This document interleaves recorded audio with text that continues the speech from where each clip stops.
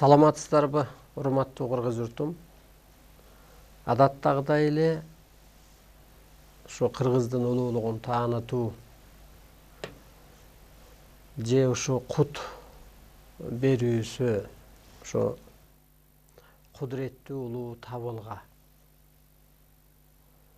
Чындап эле мына өзүңүздөр күбө болуп атасыздар.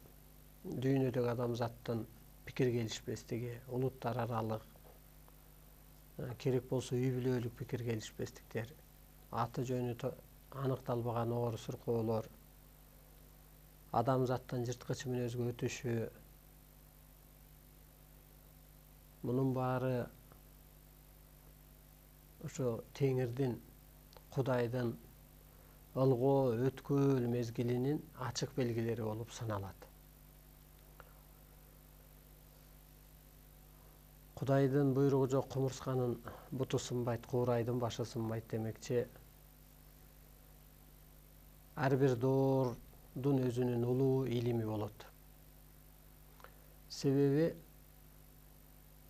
ар нерсенин учур чагы улуу илими болот. Себеби ааламдагы, адамдагы тынымсыз өсүүдө. Бул доордо касиет, энергия күчүнө кирет. Адамзатка эркин өсүү буйрулат, бурулуш болот. Бул доордо адам ааламдык түшүнүккө жарактуу жан дүйнөгө ээ болот, ааламдык түшүнүккө. Ошентип кыргыз элинин жан дүйнөсү ааламга жарактуу жөнөкөй болгондуктан касиеттүү доордун кабары ошо кылым башында, кылым жаңыраарда кыргыз элинин не ар тараптан түшкөн бүгүнкү күндө дагы ушул билдирүүлөрдү сиңирип да бүтө элекпиз, түшүнүп да бүтө элекпиз, элге жеткирип да бүтө элекпиз. Бул адамзат үчүн бурулуш белгилерин берди. Ошондуктан кылым мыйзамы же аалам мыйзамы түшкөндөн кийин адам акылы менен эч нерсени чече да, жетектей да, токтото да албай калды. Тетирсинче адам ойлоп чыккан мыйзамдар, каражатпы, саясатпы, медицинабы, техникабы адамзатка ажал азап гана алып келүүдө бүгүнкү күндө. Бүгүнкү күндө өнүккөн мамлекеттер деп айтылган менен адам өнүккөн жок. Тетирсинче артка кетти. Касиетин учурду, улуулугун учурду, улуулугун тааныбай калды. Мына ошентип Кудай жерге түшпөйт экен, эми Кудай арбай, бул ааламдык бир сыйкыр күч болгондуктан биздин жаныбыз улуу дүйнөдөн келип, улуу дүйнөгө кетээрдиги чындык болду. Буга азыр мурун арбай жок деген адамдар дагы аргасыз ишенүүгө туура келди. Техника жагынан, акыл жагынан ойлонуш көрсө да болот. Чындап эле душа ааламга кетээрин, тело өлөөрүн техника тактап атат. Жан өлбөйт деп окмуштуулар тактап баштады. Жан эми ошол арбай. Ар кандай ошо кыргызчылыкка берилген ааламдык байланыштар тактады. Манас атадан, Каникей энеден, Чыйырдене, керек болсо ошо ааламдык күч акчылагандан берген байланыштар, жөн эле жерде жашап өткөн бир ааламдык күч. Мына ошентип эң башкысы ушул арбай бар экени анык болгону адамзат үчүн жакшы болду. Болбосо ошол көрдө адам өлүп калат. Анан ал Куранга муктаж, анан арбак жардам бере албайт деп кайсы жерде болсо молдо ошону сүйлөп калды эле. Анан ошо арбай деген ошо өз арбайын тартып жүрөт. Ал эмне кылып жүрөт? Өз арбайын көрүп жүрөт дегендей, ошо арбайы жаны. Ошо бул дүйнөгө арбайды өстүрүү үчүн, арды байытуу үчүн, арың барбай дегендей, арың дурайын дегендей, ошо арды байытуу үчүн, багуу үчүн, өстүрүү үчүн гана, ардын ошо кызматы, арбайдын кызматы үчүн гана келгенибиз эми мына далил болуп, күн өткөн сайын ааламдан берген байланыштын баары, ошо ата тектин берген түштөн берген байланыштар, түшүңүздөргө киргени өтүп кеткен адамдардын мына ушунун баары ошо кырсык буйруганы, ааламдык күчтөрдүн жерге түшкөндүгү, ошондуктан адам күчү алсыз болуп аткандыгы, аалам мыйзамдыгы жеңгендиги үчүн ошо адам дүйнөдө пикир келишпей атат. Кыргыз жергесинде эле эмес. Демек бул адамдык саясаттын бүткөндүгү. Адамдык эскиче бир акыл менен ойлоп чыккан идеологиянын бүткөндүгү. Ааламдык идеологиянын жеңгендиги болуп атат бул жерде. Мына ушунун далилдери. Ошондуктан урматтуу улуу журтум, көктүн, Кудайдын, ата теги Арбайдын, менин аракетим ошо сиздерди ойготуу, өйдөлөтүү, көзүңүздү ачуу, колуңузга таяк берүү, оюңузга жөлөк болуу, башатка жетектеп жеткирүү, каттоо калуу, илим берүү, алтын доорго өткөзүү болуп, ошо менин да милдетим ошол. Сиздердин да милдетиңиздер ошол. Кырсык болуп атат. Ар бир адамга кырсык келет. Бул табигый илимде деле берилет. Илимден кийин так ойлонуп көрсөң деле кырсыксыз адам өспөйт. Себеби эски жашоосунан ким чыккысы келсин? Жылуу орду болсо, жылуу кабинети болсо, жылуу үйү болсо, жылуу бийлиги болсо, ким чыккысы келсин? Ал жерден чыккысы келбейт. Ошондуктан кырсыккан кезде гана анан изденүү болуп анан жолун табат. Ошондуктан ошо кырсык ар бир адамдын башына келет. Ар бир жандын башына келет. Жаныбар адамдын башына келет. Ошондуктан адамдын аң сезими жаңы доордо ошол бөтөн аң сезимге ээ болуш керек. Ошо толкундарды сиңирип алганга ээ болуш керек. Ошентип кырсык адам ааламдык кызматын билбегенде, аткарбаганда бул Кудайдын ачыктан эскертүүсү. Ааламдык кызматыңыздарды билсеңиздер, Кудай канатына калкалайт, кырсыгын токтотот. Ааламдык кызмат ошо улуу кыргыздын адамзатты улуулукка калыптандыруу.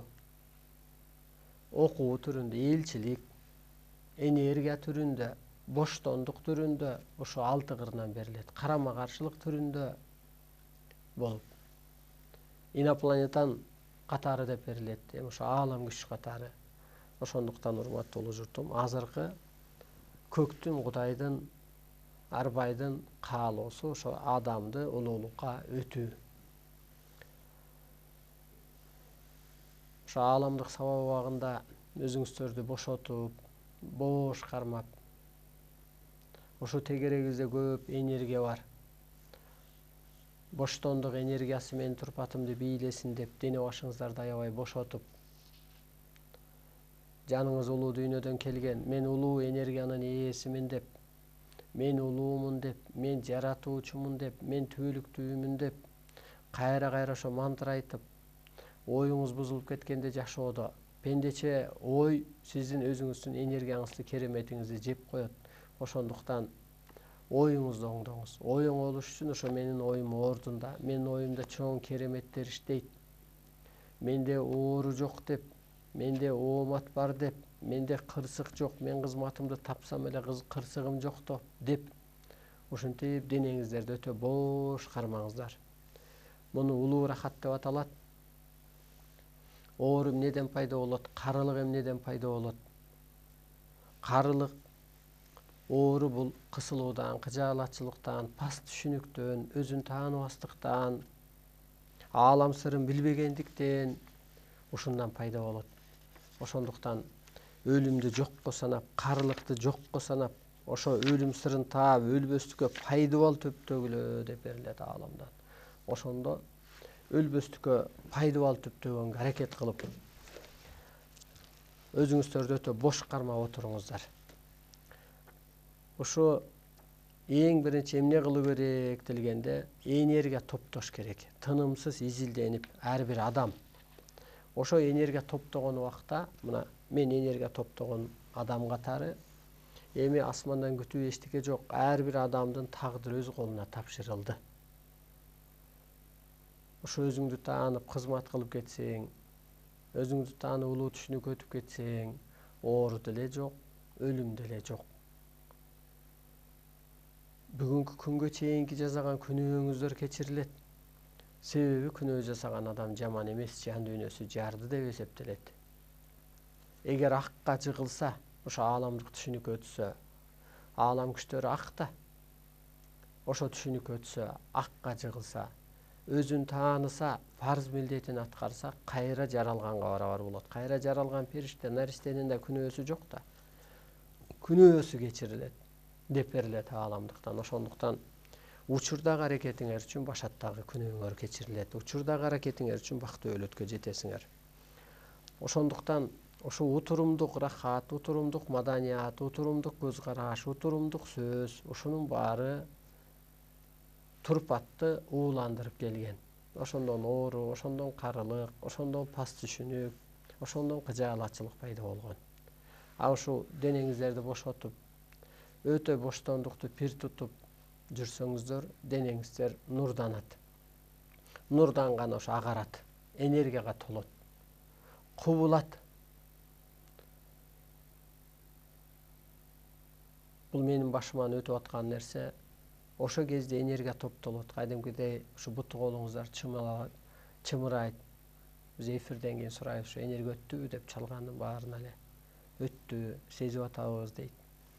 Өзүңүздөрдү бош кармап, ошо эри бардын заманы эмес, энергия алуунун заманы деп берилет ааламда. Ал эмне деген түшүнүк дегенде, энергия менен гана башкарылат. Чындап Кудай күчү жоюлду. Асман жерде мыйзам өзгөргөндө адамдын гени жетилди. Адамдын гени жетилгенде анан ошол сыйкыр сөз, ой менен адамзат көзгө көрүнгөн дүйнөнү башкарат, ок болуп берет. Кадимки эле табиятты башкарат. Мына быйылкы нарындан ошо ага тууган келип айтып атат, мисалга кыш быйыл жеңил болду нарында деп. 28 градустай болду. Мурун илгери 40 градус болчу эле. Жазда жеңил болду деп. Ушу кыргыз жергесинен табият бейишке айланып баштады. Ошо адамдардын ушул ок арстаналай баштаган, же болбосо ошо журт атасы аталат, же болбосо адам ата катары, же шамбала катары, ошондой бир чоң энергия аркылуу анан ошол аалам жер айланып калат. Асмандан күткөн, тиленген эчтеке болбой, тетиринче аалам күчтөрү жерге түшүп, ошондо сиз агарсаңыз сизди кийип алган атат. Ошондуктан урматтуу улуу журтум, адам күнбаш болот, кара куш мээси толук иштейт деп. Күнбаш болуш үчүн адам өзүн бошалып жүрүш керек. Ошо аалам мыйзамын сиңирип алганда анатомия боштондукка чыгат. Ошондо боштондукка чыккан кезде анан сүйлөгөн сөзүңөн энергия өтөт. Ойлогон оюңан энергия өтөт. Ошентип курал, башка мамлекет курал жабдыгы менен, саясаты менен, доллары менен, бир кандайдыр экономикалык согушу менен болуп атса, ошонун баары эле аалам күчтөрү аркылуу ааламдык мыйзамга өткөрүү болуп аткан эле биздин ишибиз. Мына сиздерге кандай энергия өтүп атса, ошо дүйнөгө ошондой эле тетиринче кыйроо кетип атат. Кыйроо эме болот, кыргын эме болот. Себеби ошо пендечиликтен чыгыш үчүн ататек арбайлар, аалам күчтөрү катуу иштейт. Улутуна, динине, жынысына карабай. Себеби бир мүнөзгө, бир идеяга өткөрүш үчүн. Ошондо ар бир адамга ушу 100 жашка чейинки адамдарга жоопкерчилик буйрулган көктөн. Ошону окуп берейин. Бала тарбиялоонун жолдору. Биз бала тарбиялаганды да оң билбейбиз. Ошо 1 жаштан 100 жашка чейинкиси. 1 жаштан 3 жашка чейинки балдарды ой менен башкаруу керек. Мисалга ушу уктачубак болду эле, уктап калсын деп, ой менен. Уруп эмес, ал ыйлап атат деп. Ошо мээрим менен 1 жаштан 3 жашарга чейинкине. 3 жаштан 8 жашка чейинкилерге жомок айтып берип, сүрөт тарттыртып, жаздыртып, колунан келген майда ишке жумшап, сөз менен тарбиялоо керек. 3 жаштан 8 жашка чейин. Себеби аларда жомок иштейт. Алар 21-кылымдын балдары. Алар кадимкидей сүрөт тарттыртып, жомок айтып берип, кайра өзүң тартып, көрсөтүп, колунан келген майда ишке жумшасаң, ошого калыптанат. Ошондо алардын фантазиясы баштайт. Алар көк кандуулар, биз кызыл кандуу болгондо. Аларда ошол бир жаратуучулук иштейт, анткени таза. Мына ошентип тарбиялоо керек. 3 жаштан 13 жашка чейинкилерди суроо берип, жооп алып тарбиялоо керек. Бул ааламдан берилген. Бул кандай эми суроо дегенде, мисалга ошол жылдызды тартчы деп, боз үйдү тартчы деп, жылкыны тартчы деп, мисалы сен мени кантип багасың? Жок. Андай бакпа. Же болбосо мына жаштарга эмне деп сабак өтүш керек? Азыр эн атанын колунда баарында эле болжолу бар.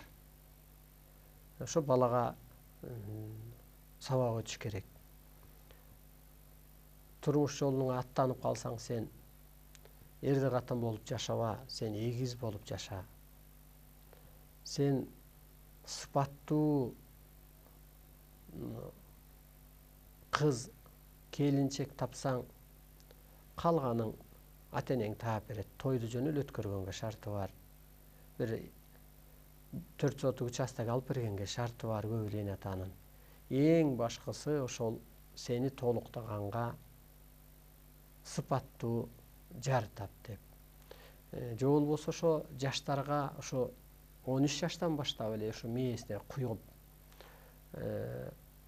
кыз бала турмушка чыккаардан мурун табык илим аркылуу тарбияланып алуусу керек. Же ушул улуулук сыпатты өтө түшүнүш керек. Эгер табыгы мыйзам менен тарбияланбаса, кыямат күндүн күбөсү болот. Ошол үйдү да чиритет, ошол тийген эрин да чиритет. Андан көрө керек болсо, ошо кээ бир жерлерде бар ааламдык билдирүүдө. Турмуш жерүүнү адам, турмуш курууну жаштар жериши да керек депчи. Себеби чындап эле жаныбыз, таныбыз бул дүйнөгө кызматка буйрулуп келген болсо, эгер бир пендеге тийип же пендени алып алган болсо, анда ошо менен турмушу талкаланып кетип атат да. Төрөйт, көбөйөт, түйшүккө түшөт. А түйшүк болсо качан ааламды ойлонот ал? Кара куш мээси качан ишке түшөт? А табык илим алса, жан дүйнөсү бийиктесе, нурданса, жаштыгы сакталып калып атат. Аң сезими бийиктеп атат, ааламдык кызматын аткарып атат. Ою менен табиатка мээрим төгүп атат. Сөзү менен жаратып атат. Адамды улуу деп кабыл алып атат. Эч кимден көңүлү калган жок. Ал өспүрүм же ошол жаш асманды жерди булгаган жок. Мына ошентип, эгер үйлөнүп алса, пендече эле, пендеден пенде жаралат деп берилет ааламдан. Анда сен малга эле үлгү болосуң, пендечиликтен чыга албай деп. Ошондуктан урматтуу улуу журтум, чындап бала тарбиялоону өздөштүрүш керек. Мына 1 жаштан 100 жашка чейинки ааламдан берилген билдирүүлөрдө, 13 жаштан 20 жашка чейинкиге психологияны улуу рахатка буруу керек. Мына ашу денеңерди бошоткула деген бул улуу рахат. Өткөндө ошо физрук агайлар балдарды ошо физкультурадан бирөө 5-10 мүнөт денеңерди бошоп жаткылачы деп жаткырып ушинтип атыптыр да. Булар өздөрүнүн башынан өткөрүп атат да. Бул өтө жакшы. Ошол улуу рахатка бергөн өтүп алса 13 жаштан баштап жана переходный возраст деп коет да. Анан ошондо эми 20 жашка чейинкилерди. Улуу рахатка өткөрбөйсө, утурумдуктан алар чыгып кетет эле. Улуу рахатка өткөндө кара куш мээси ишке түшүп баштайт эле. Улуу рахатка өткөндө денесин мурданат эле, кубулат эле, башка кызматты аткарат эле. Утурумдук рахаттан болгон клеткасы өчүп калып атпайбы? Сезип туюучу клетка. Мына барып ушул аян байланыш алгандар, төкмөлөр, мисалга же сүрөт тарткандар, же уун чыгаргандардын кандайдыр болсо да бир клеткасы иштеп атат да. Кандайдыр болсо бир клеткасы иштеп атат. Сезип туюучубу, жаратуучубу, көркөм чыгармабы, ошол сыяктуу эле урматтуу журтум. Ушул утурумдуктан ошо улуулугун өчүрүп алган да. Ошондуктан 13 жашардан 20 жашар балдарга, жаштарды улуу рахаттын үйрөт. Могу чоң психологияны үйрөтүшүбүз керек. Ошол кезде кыздан да үмүтүңүз, жаштан да үмүтүңүз, уулдан дагы үмүтүңүз пайда болот. Андан кийин ушу 20 жаштан бүт адамзат улутуна, жынысына карабай, болжол ушу 75 жашка чейинкилер аял эркек гармониясынан арылып, аял эркек гармониясы деген бул эскиче иньяндан, эскиче көз караштан, эскиче менменсинүүдөн, эгоизмден, ошондон арылып, улуу доорду курууга күн түндөбөй кызматта болот. Мына менин чөйрөмдөгү эжеке агайын карындаштар бар. Күнү түнү кызматта. Талкуубуз, жазганыбыз, ирэеттегенибиз, бирибизди толуктаганыбыз, дүйнөнү толкун менен талкалаганыбыз, келсе ошо адамзатка багытын бергендигибиз, чечимдерди чыгаргандыгыбыз. Мына ушул сыяктуу күн түндөбөй кызматта болушат. Адамзатты куткаруучу кызматын аткарат. Мына ошон үчүн кыргыз, улуу кыргыз, эгер кыргыз болсоң, сиз жоопкерсиз. Оппозиция менен кутулбайт азыр адамзат, бийлик менен кутулбайт. Азыр сиздердин ушу биригип талкууңар менен, жан дүйнөңөрдүн өсүүңөр менен, мисалы Чечтөбөдө аталар чогулуп ана маселе чечкен да, балдар эмес. Ошо улуулук сыпатка өтсөң, анан улуу күчтөр коштоп берет. Биздин максат ушу энергия, кыргызчылык, жана ышкырганда, шамал чыкыргандай эле, ошо мына сүйлөп атканда энергия өткөндөй эле ошо дүйнөдө толкун жүрүп атат. Мына ошону ошол жөндө өрүп атат. Адамзатты куткаруучу кызматын аткарат. Изилденүү, күнү түнү изилденүү, иштешүү кызматына толук жоопкер. Жоопкербиз биз. Алтын доорду курганга, адамзатты куткарганга. Ошол жерде берилет. Улуу кыргыз улуу мыйзамды жаратпаса, адамзатты ортоңку жолго салбаса, тыптыйпыл болуп жоюлат. Ошондуктан Арыстан Алай улуу кыргыз деп чыгып аткан ошол. Улуу кыргыз энеден чыгышы мүмкүн, жаштан чыгышы мүмкүн, аксакалдан чыгышы мүмкүн, калыстан чыгышы мүмкүн, кайтпастан чыгышы мүмкүн арабыздан. Ошо улуу кыргыздар биз адамзатты ортоңку жолго салууга жоопкербиз. Улуу кыргыз адамзатты боштондукка чыгарууга жоопкер. Жоопкербиз, анткени жаныбыз да, таныбыз да ушул доорго жаралган. Биз мурун курганбыз мындай алтын доорду, мурунку бир дүйнөлөрдө, мурунку бир жашообузда. Ошондуктан бул бизге жеңил эле. Анткени кыргыздын канындагы, сөөгүндөгү кызматы ушул болуп атат. Ошон үчүн улуу кыргыз аталышы ушул. Эл жер үчүн атайын бошотулган кызматкерлер болушат.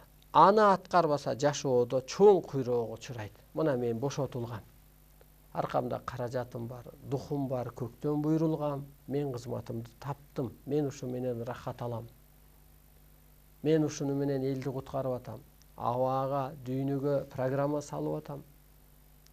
Ошол сыңары сиздердин араңыздарда да болушу мүмкүн. Эмнеге муну айтып атабыз дегенде, кырсык адам кызматы милдетин аткарбаса, билбесе Кудайдын ачыктан эскертүүсү мүмкүн. Кызматыңыз ушу улуу жол, улуулук. Улуу рахатты окутуу керек. Мына ушу денеңерди бошотуп, бул улуу рахат. Улуу рахат эмне кылат экен? Нурдан тат. Улуу рахатта дене кубулат. Кубулган эмне? Мурун башыбыз майдага иштесе, жөн эле бир пендечилик, азыр улуулукка иштеп атат. Мурун Оозубуз бир ушак сүйлөгөн болсо азыр улуулукту сүйлөт. Кубулуп башка кызматты аткарып атат. Мына энерги өтүп атат ушу турпаттан. Мына мурун бул жөн эле бир эркектин турпаты болсо, азыр бир аалам күчүнүн турпаты. Кубулуп, улуу рахаттан ошол кубулуу, нурдануу пайда болот. Улуу рахатта кара куш мейишке түшөт. Улуу рахатта улуу жан келип танды тазалайт. Жайгашат. Эмоциядан чыгарат. Эски түшүнүктөн чыгарат. Ошон үчүн ушу улуу рахатты окутуп, көрсөтүп, уюштуруу жолуна түшөт. Бул ошол адамдардын сөөгүндөгү, канындагы, аң сезиминдеги эң негизги кызматы. Башка кызматы жок. Ырыскысы, ден соолугу, бактысы, багыты ушул жол. Мына кыргыздын багытыбыз, бактыбыз, жолубуз, ырыскыбыз ушул жол. Ошон үчүн касиеттүүлөрдүн ырыскысы кайыптан. Же биз касиет беребиз, батыш, каражат төгөт деген да ушул. Ошондуктан сиздер бийликтен күтпөңүздөр, молдо кожодон күтпөңүздөр сиздер. Сиздер өзүңүздөрдөн баштаңыздар. Ушу улуулукка калыптансаңыздар, улуу журтту улуулукка өткөрүп алсак, улуулук сыпатка аң сезимин бийиктетип алсак, улуу журт өзү эле бурулуш кылып алат. Ойготуп коюшубуз керек. Анткени ошо улуу кыргыздын канындагы сөөгүндө бул кызматы бар экен. Улуу талкууларды өткөрүп, мына бул ааламдык сабак. Бул демек талкуу. Прямой эфир, түз эфир, талкуу. Талкууларды өткөрүп, чечимдерди чыгарып, сотторду чыгарышат. Мына биз айттык го, улуу Кыргыздын улуу жолуна жолтоо болгон бийликтегилерди соттоп койдум деп айткам го. Биз соттоп койдук деп. Ал менин кызыкчылыгыма эмес, улуу күчтөрдүн улуу жолуна жолтоо болуп атат. Эгоизм үчүн, бир байлык бийлик үчүн, өзүн тааныбастык үчүн. Улуу Кыргыздын улуу жолуна, өнүгүүсүнө жолтоо болгон ар кандай агым динди соттоп койдук деп. Батыш элин талкалап койдук деп. Эмнеге дегенде азыр кыргызчылык менен өнүгөт дүйнө эли. Кыргызчылык бул жылдызчылык. Астрологический прогноз дегендей, ушу астрология илими менен гана өнүгөт. Бир астроумный адам дейт, айтып атат дейт. Мечтайт, эгер ошол орундалгыдай болсо, депчи. Астроумный деген сөз ошол айтат экен. Анысы кандай ошо астроумный человек бул кыргыз. Анткени ааламдан келген өкүл. Далилдери ошо дастандары, ааламдык маданияттары, улуу салттары. Жердиги эчтекеси жок, жерге чыдабайт кыргыз. Токтолбойт. Ошондуктан намыс үчүн бир жерде той болуп атса, бир жакта эр сайышка түшүп өлүп калган ошол. Тикелеп, тиселеп жашагыча тикеден туруп өлгөн жакшы деген кыргыз ошол. Төбөсүн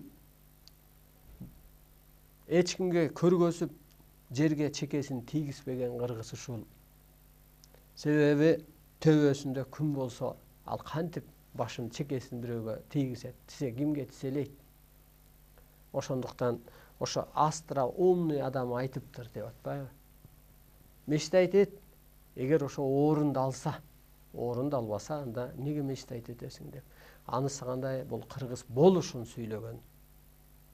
Көрбөй туруп көсөм сүйлөйт. Бийгөй айтып бийлик кылат деген ошол. Ошондуктан кыргызды өтө көп кырынан сүрөттөп берсек болот. Ушундай чечимдерди чыгарыш керек, соттор. Анткени улуу энерги отургандан бая улуу адамдар деле соттогон да. Бул кылганың туура эмес деп. Тентектер чыкпаган дейсиз илгери. Чыккан. Келинденби, уулданбы? Анан соттоп туруп, анан бата берип койгондо эле түрмөсү болбогон ушул болуп атпайбы? Бизде касиет жок азыр. Senin касиетиң жок болгондуктан, улуулук сыпат болбогондуктан, абыраң болбогондуктан балаң укпай атпайбы, кызың укпай атпайбы, урматтуу улуу журтум.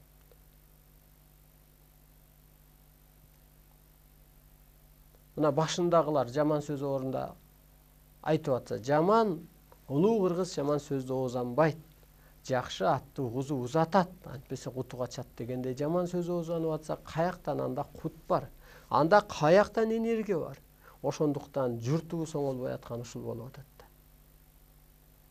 Ууру кылса 10 эсе чыгым тартат. Элдин ырыскысын көскөрүнө уртуп атса, каяктан анан кут конот, каяктан анан ырыскы конот? Эл атасы, эл энелери ошону кылып атса.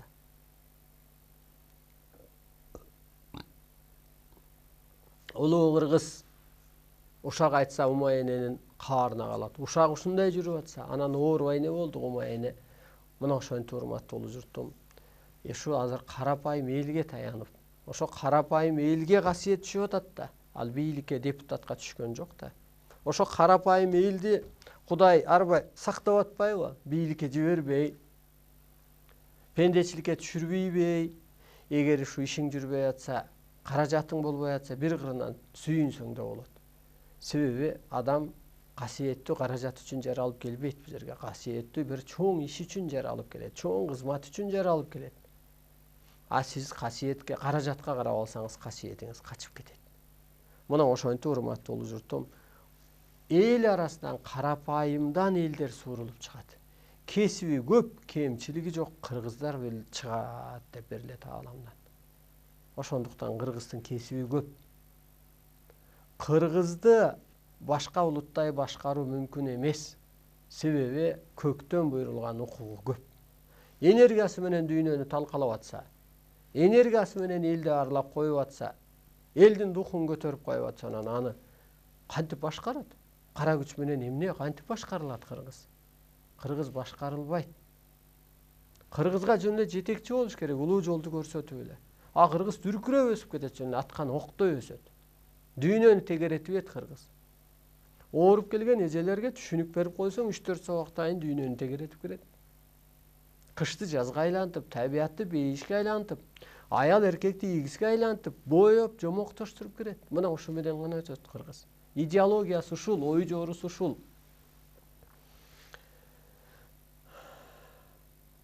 Эгер кичи түшүнүк менен жашаса улуу кыргыз, анда соттолушат, улуу күчтөр жазалайт. Жашоодогу өспүрүмдөрдү талкууга чакырыш керек. Аларды программа салыш керек мына. Ушундай талкуу. Жок дегенде теле талкуу.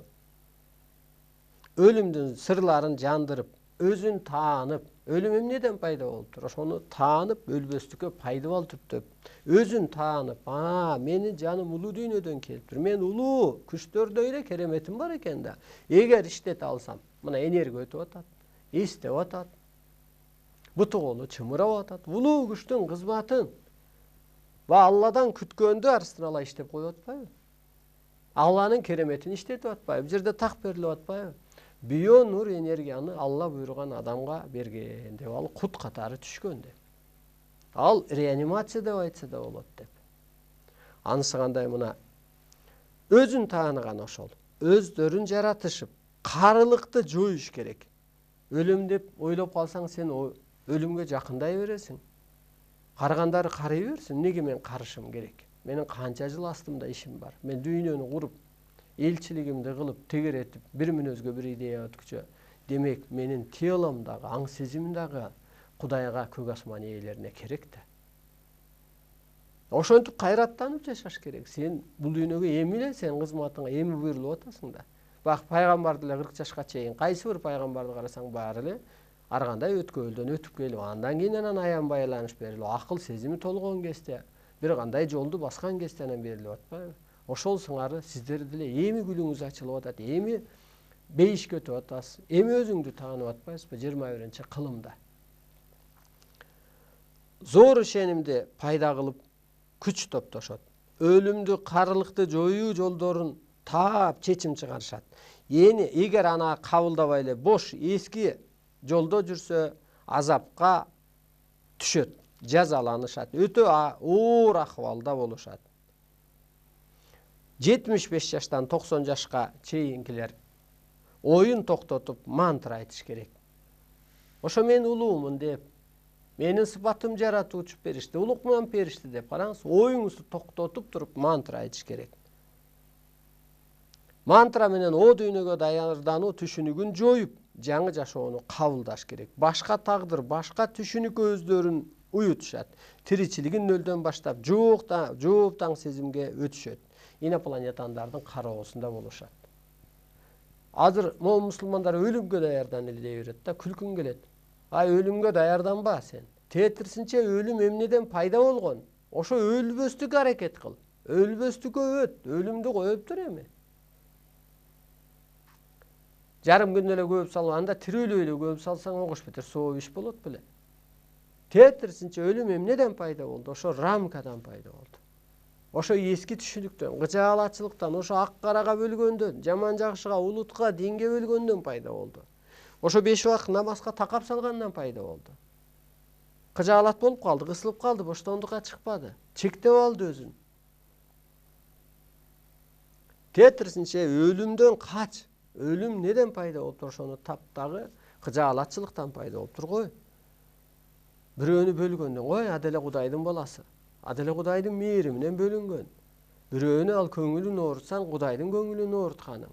Ошентсең анан сенде өлүм алыстайт да, кыжаалат болбосоң, кысылбасаң, нервиштетпесең, мындайча айтканда. Мына ошентип урматтуу улуу журтум, милдетибиз чоң. Эми ушул кыргыздын идеологиясы боюнча талкуу кылалы. Көрдүңүзбү, кыргыз башка улуттан айырмачылыгы? Эгер эми сиз кыргыз болсоңуз, анан кыргыз болбой аралашмаңыз болсо, духуңуз жок болсо, калыстыгыңыз болбосо, аны эми анда кыргызды ээрчип күн көрөрсүз. Улуу кыргыз эр жүрөк, көсөм, эч нерседен кайтпаган, жашоону жалпылап караган шайык адам. Шайык деп мазардын ээси, мазарда кызмат кылганда айтып коет го. Шайык, ыйык адам. Улуу кыргыз ырым-жырымды пир туткан, касиетин иштеткен, өзүнө ишенип жашаган адам болу улуу кыргыз. Улуу кыргыз көрүнбөгөн таамай, сырларды таамай көргөн, көкүрөгү ачык, көзү ачык эмес. Жолосо кыргызда сөз бар, эки көзүн көргөн менен не пайда, көкүрөгүң сокур болсо дегендей. Көкүрөгү ачык, бардыгына тегиз караган, адамзатка, жаныбарга, дегиле арбайга, баарына тегиз караган, жалган дүйнөнү эске албаган, толук энергиялуу касиеттүү эл. Жалган могу дүйнөнү эске албаган, толук энергиялуу. Ушу энергия топтош керек. Азыр сиздерге энергия өтүп атат. Менин максатым ушу энергия өткөрүү. Энергия менен дүйнө башкарылат. Энергия ошо батанын да энергиясы бар. Назардын да энергиясы бар. Каргыштын да энергиясы бар. Алкыштын да энергиясы бар. Алкыш кылганда рахмат айтат да. Колуңузга бир чапан берген жок да. Каргыш айтканда сизге топо чачкан жок да. Ал ошо ичини оорутуп атасың да. Мына ошонун баары энергия болот. Ошол бийик энергиясы менен анан кыргыз арбай ордун аткарып, периште ордун аткарып, улуулук ордун аткарып, керек болсо Кудай сыяктуу жаратуучу ордун аткарып туруп анан адамзатты тегеретип, бир мүнөзгө отуруп, өткөзүп, шарт окуп, условия коюп, анан башкарган атат бул доордо. Бул чындык. Улуу кыргыз ишеним менен жашагандыктан караңгы сырларды таамай көргөн, өзүнө сиңирип алган. Мына ушу боштондукту өтө сиңет алар. Жанагы жан дүйнөңө конот, үй тынч болсо периште конот дегендей, же бир күн уруш болсо 40 күн периште качат дегендей, сиз кысылып, кыжаалат болгондо алар качат. Бошонсоңуз келип конот. Алар көп, ал нур, энергия деп аталат. Караңгы күчтөрдү өзүнө сиңирип алган, солк этпеген, эки дүйнөнү түгөтө көргөн шайык эл бул улуу кыргыз. Улуу кыргыз оттун ысыгын, суунун тазалыгын, таштын катуулугун, шамалдын ыкчамдыгын алып жүрүүчү сырдуу эл. Караңызчы, 4 кереметти алып жүрөт улуу кыргыз. Улуу кыргыз аз эл, бирок жашоону аңтар, теңтер кылып айлантып турган ауранын ээси. Аура жөнүндө мен сабак өтүп бергем. Мисалы Арыстан Алай аурасы менен ааламды башкарат, техниканы башкарат деп берилет ааламдан. Анан изденүүгө туура келет да, бул аура менен кантип башкарам? Мен башканы түшүндүм. Техниканы кантип башкарам, дүйнөнү кантип башкарам деп. Көрсө, эне атада эгер энелик аталык сыпат болсо, ошол аурасы менен үй бала чака сакталып турат. Эгер эне атанын назарынан калган бала кыз эч жакшылык көрбөйт деп. Себеби Кудайдан кийин эле сактап туруучу аура эне атада болот. Көрдүңүзбү? Демек ошол улуулук сыпатка калыптанган кезде ошол аураң менен аалам жерди аңтар теңтер кылып жашоону теңдеп турат экен мына улуу кыргыздын аурасы. Улуу кыргыз сөз сүйлөбөйт. Сөз сүйлөсө сөзү эки болбойт. Болушун сүйлөйт. Улуу кыргыз теңирден берилген кырсыктарды, сыноолорду таразалап, теңдеп тескейт. Ар нерсенин ордун билип, олия сындуу ыйык болот. Кырсык кыйынчылыкты, сыноолорду таразалап, тескеп, ар нерсенин ордун билип алган олия эл экен. Улуу кыргыз кор болгон сайын козголот. Мына ар бири дегеле жалпы кор болгон сайын козголот. Азайган сайын кулпурат. Буулуккан пенделерди улуулукка буруп тынат. Мына дүйнө эли буулугуп атат эми, ошону улуулук сыпатка буруп тынат улуу кыргыз. Улуу кыргыз жерде тозок көбөйгөндө, мына могу тозок эски жашоодо, тозок көбөйгөндө көктү көздөй өсөт. Мына көк асманды көздөй өсөт. Улуу түшүнүккө өтүп алат. Жомокторду жаратып, жаратылышты бейишке, адамзатты шайыкка айландырат, оң солду жоет, ортомчу болот. Улуу кыргыз адамзатты улутка бөлбөйт, эгер бөлсө өзү утулат, соттолот. Адамзат деп бөлгөнгө болбойт. Азыр мисалы мына биз Кытайды соттогон менен аны ааламдык түшүнүккө гана өт деп атабыз. Кыргызды тааныбаган орусду соттогон менен аны ушу ааламдык ата тегиңин эле түшүнүгүнө өт деп атабыз. Улутка бөлгөн жокпуз, арбай түшүнүккө өт деп. Ошондо аалам күчтөр иштеп берет. Эгер бөлсөң, карама каршылык болот анда асман жерде. Улуу кыргыз утурумдук сөз сүйлөсө же максаты жеңил болсо, жерене жери сөзү жели болот. Жерене бейиш бул кыргыз эли деп, кыргыз жергеси деп берилет ааламдан. Ошо бейиш жерден качат. Утурумдук сөз сүйлөсө же максаты жеңил болсо. Ошондуктан утурумдук сөз жакшылыкка алып келбейт. Утурумдук кызыкчылык жакшылыкка алып келбейт, жана саясатчыларга окшоп. Утурумдук иш да жакшылыкка алып келбейт. Улуу иш, улуу сөз, улуу көз караш, улуу маданият, улуулук өндөө бул жыйынтыгын берет, урматтуу болуу журт. Улуу кыргыз бөлүнсө күнөөгө батат. Улуттарды бириктирип, солк этпес ордо түзсө, жер ааламдын огу болот. Азыр ким бөлүп атат? Жан дүйнөсү жарды адамдар бөлүп атат, партияга бөлүп атат. Мына бүгүнкү эле, кечээки эле көз караштар. Бул элдин ойготуп атат. Бул өтө жакшы. Бул ааламдык эле ыйык күчтөрдүн кызматы десек болот. Алардын укугу бар ар кимди кийип алып иштегенге. Алар ошо карама каршылыкты жаратканга укугу бар. Ар кимдин абирин ачканга укугу бар, ар кимди кийип алып. Ошентип элди чыйралтып атат. Ааламдык түшүнүктөгү адам келбесе, кыргызды кантип башкарат, урматтуу болушту. Бир пенде бала келип алып атасын башкарабы? Атасы баш ийеби ага? Өсүп алган адам кантип балага баш ийет? Ал жакпайт да, анын көзүнө бир күлкүлүү болот. Эң башкысы бирок улуу журттун эмоцияга такап, энергиясын жеп коюп атат. Бул бийликтегилер. Көрдүңүзбү, ааламдан түшүнүгү болбогондуктан эч бир ааламга үндөө, жол көрсөтүү жок, идеология жок. Бул идеология, мына ушу мына идеология турат. Менталитет турат. Кыргыз улуулугун сезбесе, куну учат. Абири төгүлөт, элинен жеринен айрылат, түбөлүк тозокто калат. Мына улуу падышалар улуулугун сезбеди, куну ушту, абири төгүлдү, элинен жеринен айрылды, түбөлүк тозокто калды. Улуу кыргыз эгер өзүн тааныса заманды жетектейт. Эл жерге баш ийбей улуу ойлорду айтып уютат. Эки көздү эти барга албайт. Мына эки көз алдап коюп атат. Улуу кыргыз уютку боло билбесе, ууланат, өчөт, өзөгү соолуйт, сасык саска айланат. Уютку болуп, орто кеңеш түссө, ордо түссө, ойлонуп койсо эле эл аткарат. Адамзаттын акыреттин ээси болот. Мына ошентип урматтуу журтум, ар бирибиздин милдетибиз жөнүндө ошо 1 жаштан 100 жашка чейинкилерден кыскараак бердик. Азыр ошо суроолорго жооп кылсак. Аян деген эмне Бишкектен? Эми киргиз эле болбосоңуз, аян деген түш аян, байланыш аян, ааламдык дастан да бул аян. Бул ааламдан берилген нерсенин баары ошол аян деп берилет. Бул ааламдык мыйзам ошол аян катары берилген.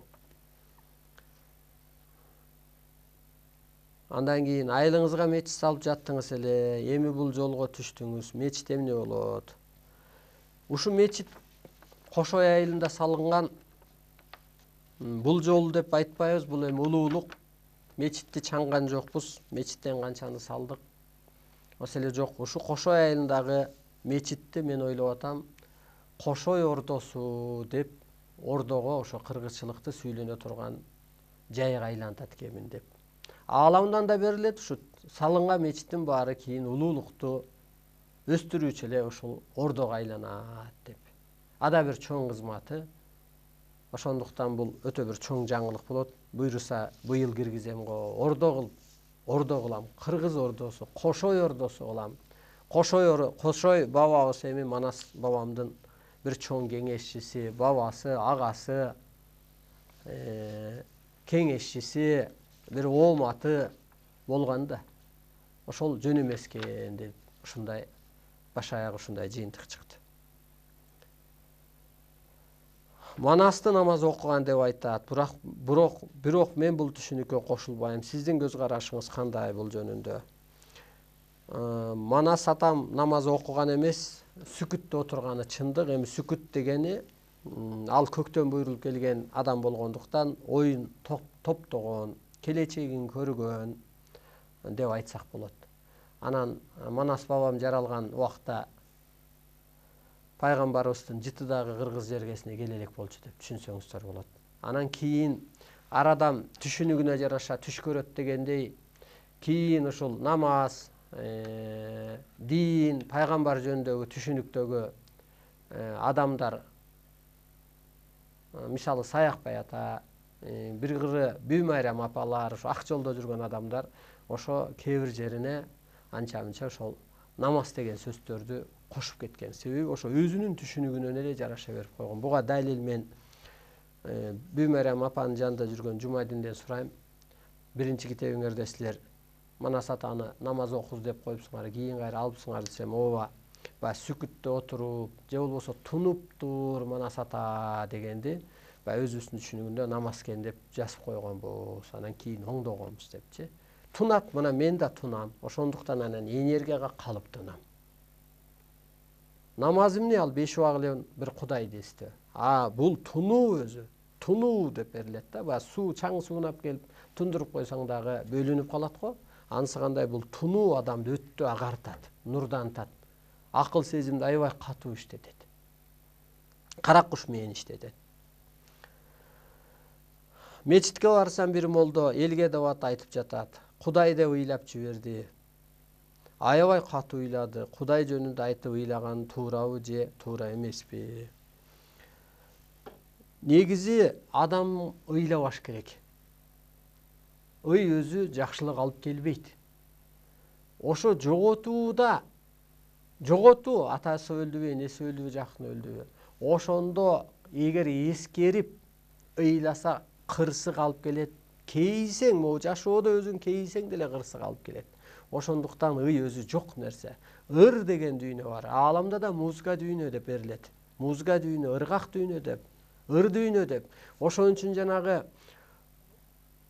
ырчылардын чыкканы, музыканттардын чыкканы ошо ааламдан бир жандар буйлап, ыйчы келген жок да өзү. Ыйлаган адам жок да өзү. Ошондуктан Кудайды айтып ыйлап ийиш деле бул өзү эмоция алчы, эмоцияга алдырып ийген ыйлап ийгени. Эмоционалдуу адам ыйлап ийет. Кудайымбы, аялым мененби, бала бакырасы мененби? Ал өзү туура эмес. Кудай ыйла деген жок да, баркыта деп атат, баала деп атат, менин кызматымды элге жеткир деп атат. Мына бул жерде так берилет, ушу кыргызчылык деле. Кудай кызматы актай дагы, айта дагы, салмактай дагы алгыс депчи. Ал веске дагы түшө албайт, вес көтөрө албайт. Канча миллиард болсо дагы, мисалга, вестин саны. Айта да алгыс, актай да алгыс депчи.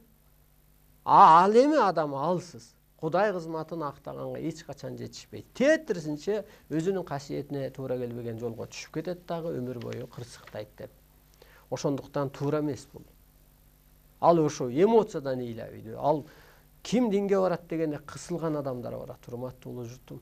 Жыргагандан барган жок динге. Кысылып, кыжаалат болуп, жолун таппаганда. Анан бирөөлөр үндөдү. Ошол жака барсаң жакшы болуп калат деп. Жок, жакшы болбойсуздар. Ушуну билип алыңыздар. Мен чындыкты айтып кое берейин. Мезгил өтөт, күн өтөт. Кээ бир адамдар өтө каршы чыккан. Азыр дагы дешип калды. Ушу болду кожолор. Жаман көрбөңүздөр, урматтуу момун мусулмандар. Силер бөлүп алып атасыңар. Кулбуз деп алып атасыздар. Пендемин. Кыргыз эч качан кул эмес. Кыргыз эч качан пенде эмес. Кыргыз периште. Кыргыз 40 из. Кыргыз 40 уз. Кыргыз бул 40 кыз. Бул 40 периште.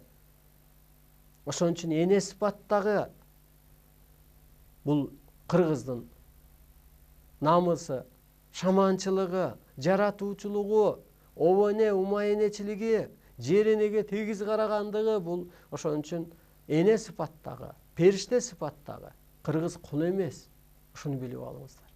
Эгер кулдук болсо дүйнөгө ушундай дүйнөнү башкара турган илим чөбү, адамзаттын колунан келбеген мына башкарылып атпайбы? Бүгүнкү күндө башаты башталып кыргыз жергесинен. Мына эфир аркылуу энергия өткөрүп, келген адамдар ойгонуп кетип. Мына 30 молдо туруп алып сүйлөчү, энергия өтөрүр экен. Аалымдарың алып кел. Уктатып коюн ушул жерде. Ошондуктан бул өтө жаңылыштык. Кемин районунан атадан балага өтүп жаткан оорудан каргыш кантип арылабыз? Эң жаманы, мен ушуну көп асманга чыгып алып дагы мындай аян катары көп изилденем. Асманда кээ бирлер айтат да, жин бар, жин кирип кеткен депчи. Жин жок өзү.